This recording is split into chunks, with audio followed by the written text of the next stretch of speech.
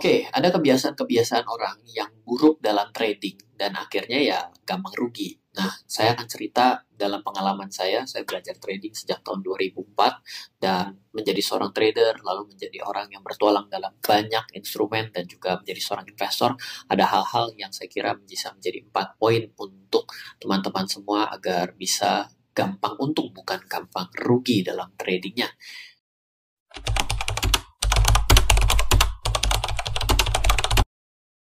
Oke, saya akan coba mulai saja dari satu persatu ya. Tentu yang pertama adalah terlalu banyak mengandalkan rekomendasi. Siapa dari teman-teman di sini yang suka trading, baik saham, baik kripto, tapi menggunakan andalan rekomendasi? Rekomendasi seringkali dijadikan sebagai solusi bagi kebanyakan trader yang tidak tahu bagaimana cara melakukan analisa trading. Mau di saham, mau di kripto, mau di forex, penyakitnya sama. Rekomendasi juga jadi pilihan jalan pintas dengan harapan bisa segera untung dari trading. Namun yang seringkali terjadi, seorang trader pemula tidak tahu apa yang disebut risk and reward atau peluang dari setiap trading. Dan dari sebuah rekomendasi sudah sesuai dengan toleransinya atau belum, kadang-kadang tidak dituliskan.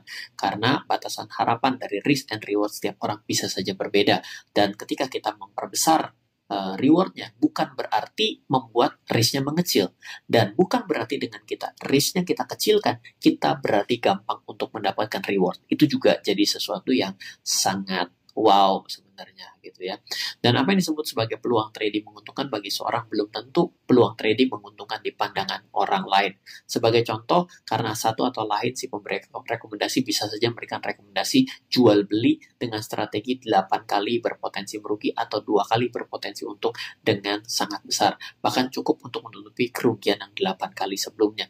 Coba bayangkan ada trader pemula yang tidak mengerti apa-apa tentang strategi dan rekomendasi tersebut, tapi ikut-ikutan membeli saham ataupun kripto berdasarkan rekomendasi tersebut. Besar kemungkinan trader pemula itu justru trauma. Kenapa? Karena dia mencoba untuk satu strategi yang sudah gagal 5 kali beruntun. Padahal memang secara rata-rata gagalnya 8 kali dan memang lagi jackpot aja muncul 8 kali beruntun dan rugi, ya kan?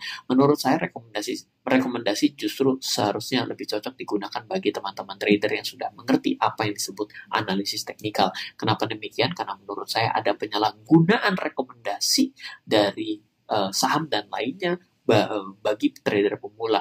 Bagi trader pemula, rekomendasi justru bisa digunakan sebagai acuan jual atau beli, sedangkan bagi teman-teman trader yang lebih dewasa sudah bisa melakukan analisis teknikal secara mandiri, rekomendasi menjadi sebuah rekomendasi ide untuk bisa mempermudah dia mencari dan memfilter saham-saham yang ada ataupun crypto position yang ada. Rekomendasi adalah sebagai alat bantu referensi saja sebenarnya kalau bagi orang yang sudah lebih mapan gitu ya.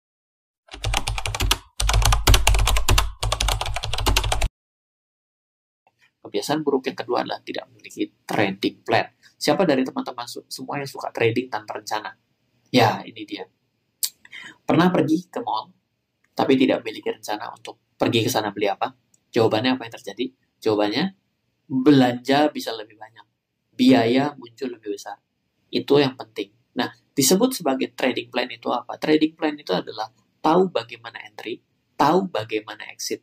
Kenapa entry, kenapa exit, dan di mana exitnya dalam keadaan untung dan rugi. Ketika seseorang memiliki trading plan, walaupun dia rugi, tapi tetap benar. Kenapa? Karena dia sudah merencanakan kerugiannya. Dan ketika dia untung, dia juga benar. Karena apa? Dia menjalankan trading plan-nya. Jadi, membuat kita menggunakan trading plan menghasilkan kita terlepas dari namanya satu istilah zaman now, yaitu fear of missing out. Ya, jadi kita tidak lagi FOMO di sini. Saran saya, cobalah untuk tidak FOMO, serta setidak-tidaknya buat trading plan sederhana dengan cara membuat batasan stop loss dan taking profit, bukan hanya feeling-feelingan dan bukan karena ikut-ikutan.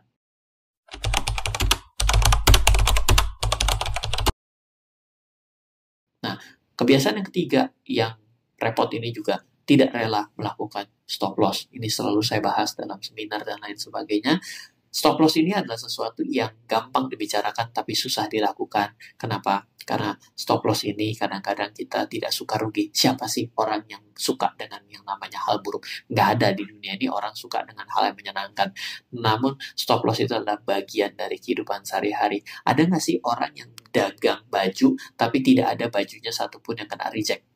Ada nggak sih orang yang dagang baju dari 10 ternyata cuma laku 8? Itulah kenapa perlu adanya margin kan, untuk menutup yang namanya rugi. Nah, kalau kita melakukan stop loss, sebenarnya kita itu tidak mengalami suatu hal yang salah. Di situ sudah benar. Nah, yang menjadi repot adalah kadang-kadang kita memperbesar stop loss-nya. Karena apa? Karena kita bilang ini kayaknya mau mantul. Kenapa kita berpikir kayak begitu? Ya jawabannya sederhana. Karena kita tidak disiplin pada trading plan kita. Oleh karena itulah, stop loss itu menjadi suatu elemen yang sangat penting. Jangan sampai semua saham untung bisa kita jual, saham rugi, semuanya tidak di stop loss. Akhirnya kita jadi investor, padahal niat awalnya adalah trader.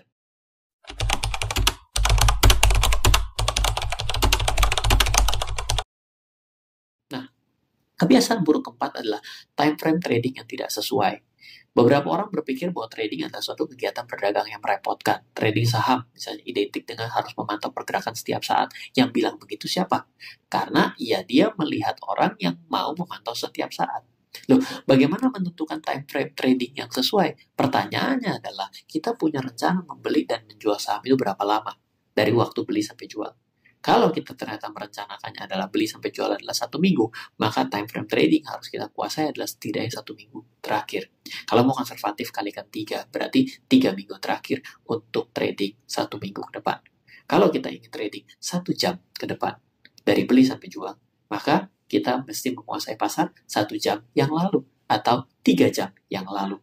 Ini akan berbicara mengenai bukan hanya pemilihan time frame-nya saja, tapi bagaimana kita bisa melihat per satu titik dalam kondisi chart yang muncul itu adalah dengan menggunakan apa? Daily kah? 4 hour kah? 1 hour kah? Intraday kah? Atau per tick kah? Per 1 menit? Per 3 menit? Ini penting. Kenapa? Karena banyak orang yang tidak memiliki konsistensi seperti ini, makanya ketika dia bertanya, Pak, saya mesti lihat time frame berapa? Nah, ini adalah ciri-ciri karena dia sebenarnya tidak tahu dia ini mau trading berapa lama. Bukan time frame berapa yang harus kita tanyakan, tapi adalah dia mau trading berapa lama. Jadi ini juga saling menjadi salah kaprah, sering menjadi salah kaprah. Nah, buat teman-teman semua, ini menjadi sesuatu yang sangat simpel, yang sederhana, yang bisa saya sharingkan buat teman-teman semua. Jadi kalau misalnya teman-teman mau mencoba untuk melihat dari sudut pandang saya trading selama ini, ya saya sampai hari ini masih trading, dan saya juga di banyak market, dan technical analysis itu berfungsi pada bukan hanya saham, tapi juga pada banyak tempat, forex juga, futures juga, emas juga, silver juga, crypto juga, options US market juga.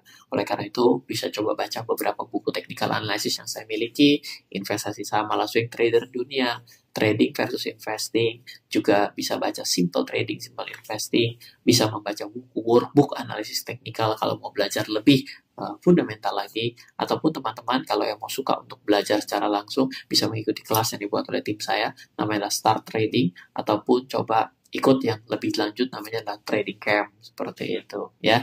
Nah, di situ kita belajar bagaimana caranya mengatur money management juga trading plan-nya, membedakan adalah swing trading dan momentum trading seperti itu. Teman-teman bisa coba register atau daftar di tim saya di 0852 882 6187. Oke, semoga selalu bermanfaat. Dari saya Ryan Filbert, salam investasi untuk Indonesia.